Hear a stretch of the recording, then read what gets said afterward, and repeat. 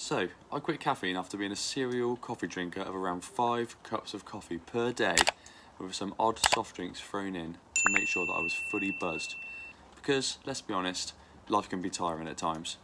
But what I turned a blind eye to is that caffeine is a stimulant, and I was caffeine buzzed at every hour of the day. So I stopped for 30 days to see how I felt without it. Here's what's happened and what I'm going to do next.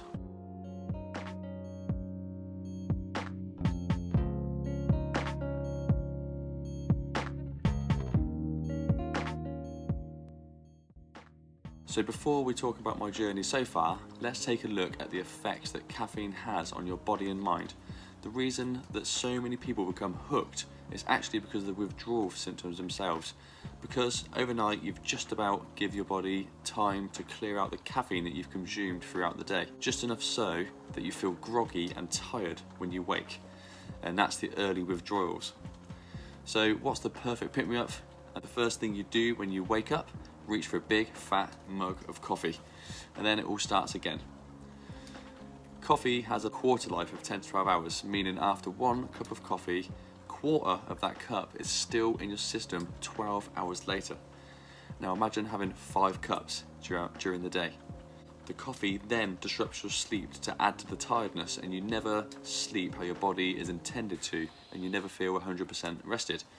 Reach for the coffee before work and you'll be fine, right?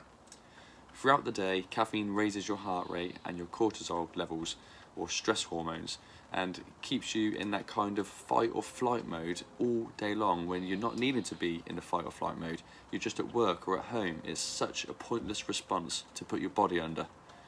Caffeine also acts as a diuretic and has the ability to flush out vitamins before your body has absorbed them fully, flushing out any of the goodness. Caffeine blocks receptors in the brain that tells you when you're tired, so when the caffeine starts to wear off, you just start to crash and feel like crap. Just reach for more coffee, yeah? You'll be fine. It's a cycle that is hard to break.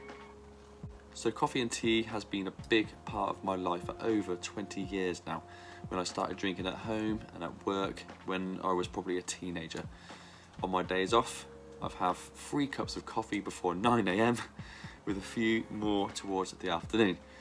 On work days, I'd have 1 before I go in, and we must drink 4 or 5 a day at work or something silly like that. And this is not even mentioning the cream and the sugar that I put in mine to make it taste better at times. I've done all the things I've just explained above for the last 20 years. It's the whole routine that I enjoy, and I couldn't imagine not ever doing it again. I would say that my caffeine intake was excessive to say the least. It turns out that I've been drinking harmful amounts of caffeine for many years now, so I took a decision to try the 30-day no caffeine challenge. So the first few days were pretty damn awful. It takes about 24 hours for your body to say, hey, where's my coffee at? And that's when the headache starts, and it is intense, let me tell you. It's a real thumper in your temples and behind your eyes, and my muscles ached all down my neck too. And the reason for that horrible headache is the caffeine narrows and restricts the blood vessels around your head. And when you suddenly stop your caffeine intake, your blood vessels open up to the size that they're meant to be and lets in more blood than it's been used to. And your head thumps like it's been tightened in a clamp. But don't let it put you off, because that will go away eventually. So after about 3 days, the headache was starting to wear down slowly. It was still there, but it was manageable. But maybe I got away with that lightly. Be warned though, it can last for like between 3 days and 2 weeks, depending on what your intake was before. And I'll explain how to avoid the long headaches later in the video. Concentration and motivation was a real issue in the early withdrawal stages for me.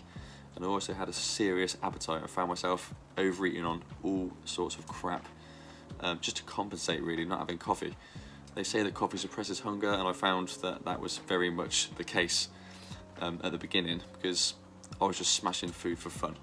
Ooh. My mood swings weren't too severe, and my energy levels were fine, although my first few runs that I did were really hard without caffeine.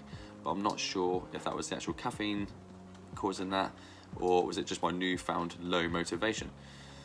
I still felt tired in the afternoons, but that was just my body just adjusting. As I've been having coffee crashes for so long, it's became normal to feel this way. Now this pretty much rolled on for 3 weeks. The headaches got less frequent, less intense, and it wasn't until day 22 that everything started to feel different and started to click. It was some feelings that I've never felt before, a relaxing, calmer version of myself. For the first time in years, probably since I was a teenager, I could just sit, switch off, and truly relax. Now, I wrote a list down of small issues I have personally so I can check after a month to see if I've had any improvements on those things. And here's a few of those.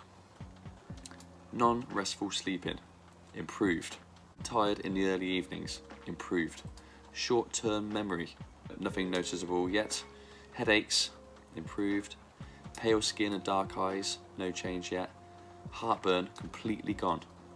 Scatty brain, improved. Poor focus and concentration, slight improvement. And sorry to be graphic on the next part, but I'm just trying to be honest here. Irritable bowels, improved. Smelly urine, completely gone.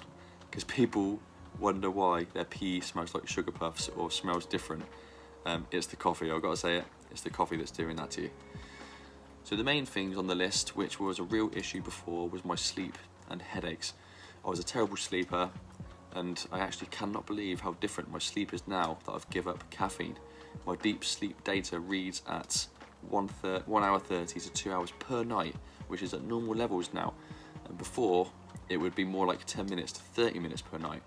I'm waking up rested and ready for the day ahead.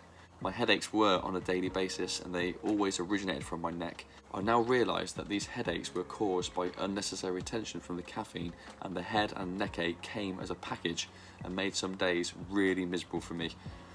And then I need to reach for painkillers, which pretty much all contain, yep, you guessed it, the magic ingredient called caffeine, the pick-me-up.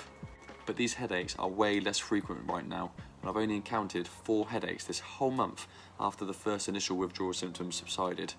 So for me, it feels like on a low level, life-changing, as my quality of life has definitely raised. A few other things I've noticed is that my heart runs way more relaxed throughout the day, and often is in the 50s when I'm stood around, where it used to be around the 70 odd. I also noticed that my head's been clearer to make some decisions that I've personally been pondering for a while, and that I'm finding myself giving way less craps about things that would usually bother me in everyday life. It's like sort of a new chilled out me, and it really makes me feel happy to be like that. I've also completely focused myself on eating natural food only, and I'm feeling more confident than ever before that I can keep that up forever. And I'm sure that's because of my new clear thinking head. Maybe it is, or maybe it's not, but something has definitely changed in me for the better. Now, this is a completely honest take on my first month without caffeine. I have no business in trying to convince you to try and go without, but if you've watched it this far, then I'm sure that you've been considering it anyway. And if that's the case, and like me, you have a suspicion that coffee or caffeine is causing some issues for yourself, then I fully recommend that you give this 30-day challenge a try, just to see how you feel. Your body will thank you for it, and you'll be much healthier when doing so. So if you do choose to do so, then 3 weeks is a good milestone to reach to really start to feel the difference. To help get you by, there are some caffeine-free herbal coffees to help you through, and that are actually really healthy for you as well. The Tea Chino Mocha is a really nice and great alternative. Remember to keep your water intake up during the withdrawal symptoms period, and do yourself a favour and wean yourself down over a few weeks before you begin, rather than going cold turkey, as this can help you with withdrawal symptoms from being so severe that it makes you turn straight back to coffee. Remember that decaf coffee and tea still contain caffeine, but it won't mention that on the tin, so be very wary of that. So do it, bite the bullet, try this challenge, and you will soon learn what it feels like to be clear-headed, and that your body can actually stay energized all day long the way it was intended to before you discovered coffee. And for me, I'm never going back. If you enjoyed this video and its content, please consider subscribing to follow the journey of becoming a happier, healthier person. This is Stevo Runs, and I'll see you again on the next one. Ciao, ciao.